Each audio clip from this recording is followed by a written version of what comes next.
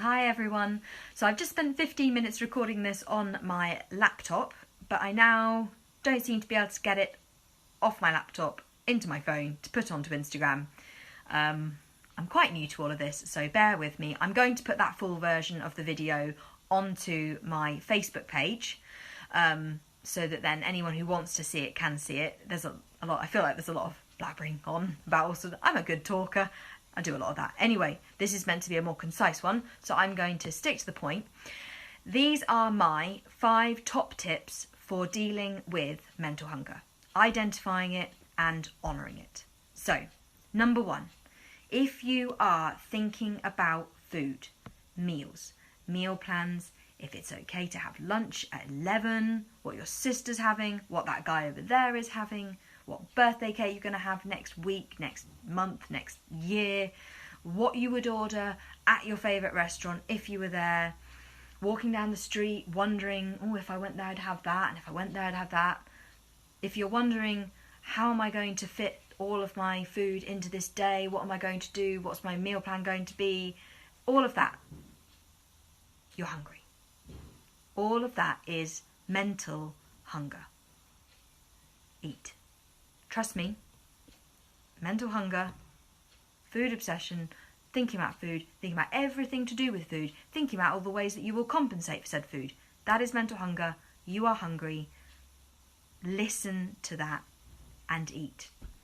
Number 2, eat the thing that you thought of first, because that is what you are actually craving. Maybe you should have this, that, the other thing instead. That is your ED mindset trying to get a hold of your thought and then put restriction on it. So if you're sat upstairs and you're thinking, I really fancy pizza for dinner, that is what you should have. Nothing else. You know, maybe that pasta meal is still challenging your eating disorder. Maybe having, I don't know, something else is also challenging. That's not the point. What you need to be doing is listening to what your body is asking for. If your brain is thinking about pizza, it doesn't matter if you had pizza for lunch. It doesn't matter if you had pizza yesterday and the day before. It doesn't matter if you've had pizza every single day for a year. If your brain is thinking about pizza right now, that is what it's wanting, and that is what you should have for dinner. Nothing else worked for me. I found the big thing for me was eating what my brain was wanting. I would often, things like at breakfast, I'd wake up and I'd think, you know, inside, I'd think, oh, actually, I quite fancy some cake for breakfast. Oh, I'll just have cereal. I had cereal, still wanted cake. I might then go and have some toast or something, still wanted cake. And it wasn't until I actually ate the cake that I was satisfied, because that's what my body wanted. And actually, if you give your body what it wants and what it's asking for, it will learn to trust you and your mental hunger will subside. It takes a while, it does take time, but it doesn't last forever. Number 3. Sorry. Okay, an important one. A really important one, actually. Know that mental hunger is just as important as physical hunger. Honestly, and I speak about this more in the extended version of this video, I would never, ever have recovered if I had only listened to my physical hunger. I wouldn't have. My body sent me way more mental hunger signals than it ever did physical hunger signals. And I needed the food that I ate. So if I'd only listened to my physical hunger, I'd still be in that hellhole. Listen to your mental hunger. It is just as important as your physical hunger. It is your body putting you in a place, physically, mentally, psychologically, every way. Your whole being, your body is putting you in a place that is hyper-focused on food for a reason. It would not waste its time doing that if it didn't need food. So trust it, honour it, okay?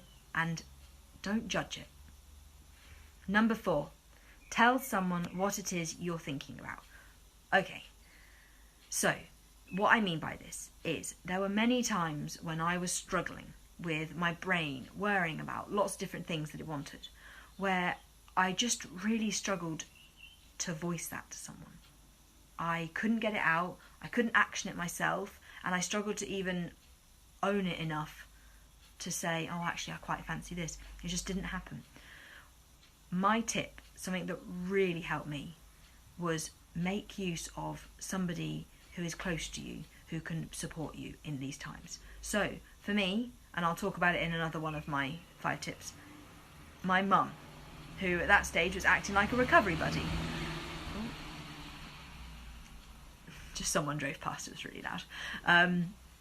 Where was I? Yeah, so my mum would basically be my recovery buddy in these kind of situations. And those moments where I was really struggling to voice and to own the fact that my brain wanted a certain thing and that I was hungry for a certain thing, it made a huge difference to me to actually say to someone, you know, actually, I think my brain's really thinking about burgers.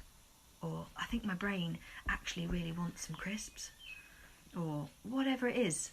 And it doesn't matter if that is a whisper. It doesn't have to be a, I want that thing. It doesn't have to be like that. And it's not probably going to be like that. It's probably going to be a really quiet part of you that says, I'm thinking about something and I want it, but I can't. You know, when you're struggling to own it enough to put it out there and to own that and to go into the kitchen and get it for yourself or to go to the shop. When you can't quite do that for yourself, it is okay to lean on someone else. And for me, when I was having all those thoughts, to voice them and to say to my mum, Mum, you know what? I really want a takeaway. I really want a Chinese takeaway. Or whatever it was. McDonald's. Anything. To voice it. And then Mum would be like, right, yeah, that's cool, we're going. And sometimes that's what I needed. I just needed to be able to say it out loud to someone. So yeah, that was number 4. And finally, this one's important. If you're thinking about loads of different things at once, you're feeling like your brain is flitting from this to that to all these other things, and it wants a bit of everything. It wants all of the things. It wants this and that. Do not let your eating disorder lock you in that paralysed place.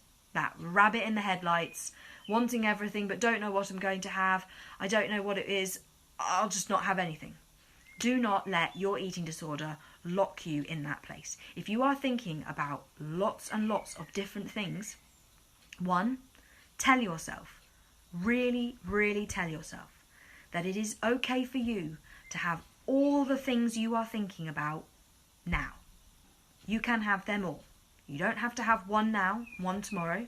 You don't have to have one now and one next week. No. You can have all those things and as much of them as you want right now. But to break out of that paralysed, oh, should I have this, should I have that, it's got to be perfect bit, pick one, any of them. For me, it often helped to be the most convenient one, the one that was right there, because often my phone would be thinking, that's in the fridge and I really like that, but then I'd also like this from the chip shop and I'd also like that from there, and if we went to the shops I could get this. I'd have the thing that was straight there immediately that I could have the most, because it's amazing how putting some food in makes a big difference. How just the simple act of having some extra energy in your body calms your brain slightly and you start to be able to think a bit more rationally about things. So yeah, basically, have one of them. Have something. Any of it. And then remember, you can have anything else from that range of things you want straight after. You know, if you do have that meal that's in the fridge, but you still want a chip shop, you can go and get it. You are allowed to do that. And so my thing would be, it's okay to have all of those things, all of them, right now, but pick one, have it, and just snap yourself out of that paralysed state. Do not let your eating disorder keep you in that place of a rabbit in the headlights. I don't know what I'm going to have. I don't know, I can't pick, where you end up not having anything. That is the worst possible thing that you could do. Right, I have officially got 12 seconds. So I hope this has been helpful. I love you all very much. Take care. Bye.